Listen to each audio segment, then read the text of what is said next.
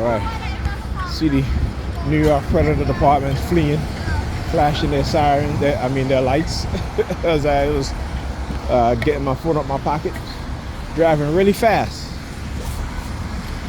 Anyhow,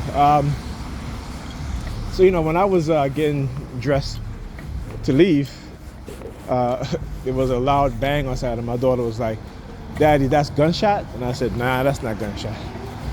I said, "It looked like somebody popped something, but they got to do these simulated gunshot as a threat. I mean, the past 2 years, they used to use those M80s, right? And like I said, I record it. It'll be the middle of summer, nothing going on, no 4th of July, nothing, no New Year's. Be in February, March, April, all those months where there's no major holidays. And it only happened whenever I get off my destination. I get off the bus. They will start with the loud bang using these loud fireworks, right? These M80s. So again, I was just getting dressed. Those type of coercive threat. Like I said, I'm not worried about that. Whatever's going to happen is going to happen. I can't prevent. Obviously, if they have the resources and the ability to do it, they can do it, and then I can do to stop them. I'm not going to worry about that. But I'm gonna keep exposing them in ways, like I said, in which they've never been exposed before. And I told them a long time ago, talk about the perps, the dark triads, and I'm going to expose you. And I'm going to do it in every single way. Every tactic you do, I'm going to expose it. Okay?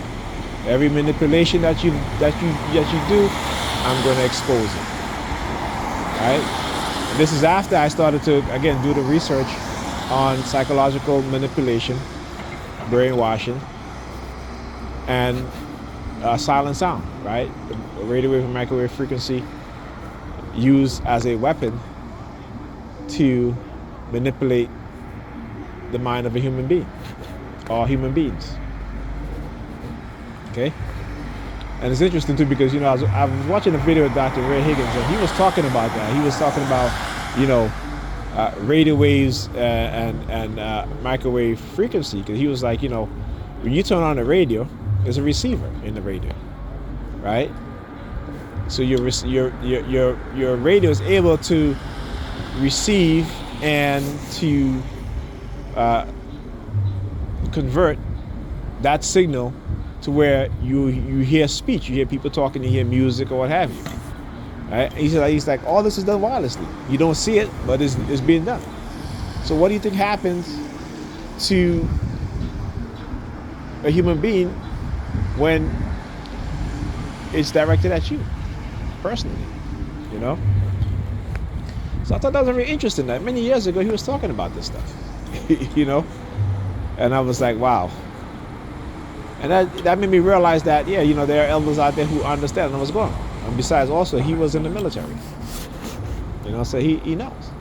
And like I said, I've done plenty of research that shows that, research done that shows the negative effect of microwave and radio wave frequency, or the negative biological effect of microwave and radio wave frequency on the human body, the human anatomy, down to your DNA. What they find is that particularly service members who work in areas where they're around radar, these sort of receiver and transmitter type of antennas, satellite dishes, that long-term exposure, they start to develop a whole host of symptoms, negative symptoms, including psychological symptoms, right? Cognitive symptoms, right? Develop cancer, right? Insomnia, okay? And a whole host of other symptoms, right? Including women, right, who have had miscarriage, men who have became sterile because of the overexposure to these radio wave and microwave frequencies. So, and again, and this research not only you can find these research that they've done within the past 2 decades, but you can also find the research that they've done in the 1970s, right? So the U.S. Geez, I forgot. I can't remember the name of the agency. I think it's the U.S. Is it the not agricultural? But there, and you can find it online. Hopefully, it's still online. I have all those documents. I gotta look for it. But in the 1970s, they were doing these sort of research. Not only were they doing it on chimpanzees, but they were also looking at the effect on human beings also, right? And like I said, you don't want to believe me, go and look up the cell phone company that had paid a school to install. I think this was in Washington, Washington State, right? Where they had paid a school to let them install a cell phone tower, right, in the playground of the school. And within 2 years, you had multiple students develop cancer, as well as faculty members, okay? And when the parents, said, hey, you need to remove this tower, and they eventually removed the tower, and guess what? After 2 years of the tower being removed, no other student or faculty member developed cancer or any tumor. Now, if that isn't direct evidence to show you that these things are dangerous, then I don't know what is. I don't know what is then, But don't be fooled, And I tell black parents this: stop buying your young children cell phones, okay?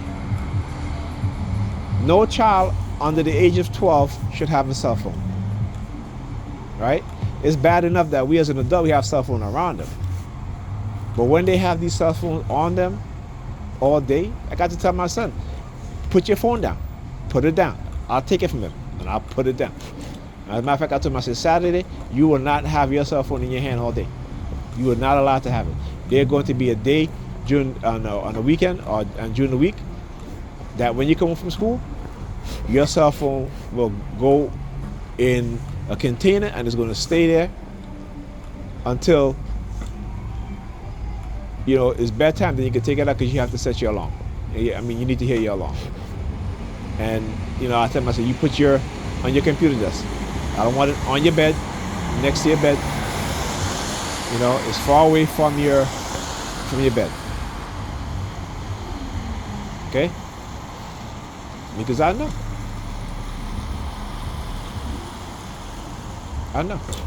Okay? These technology, they lie to us about these technologies, and imagine us being look, and look, guy, do a U-turn. As soon as I turn, you do a U-turn.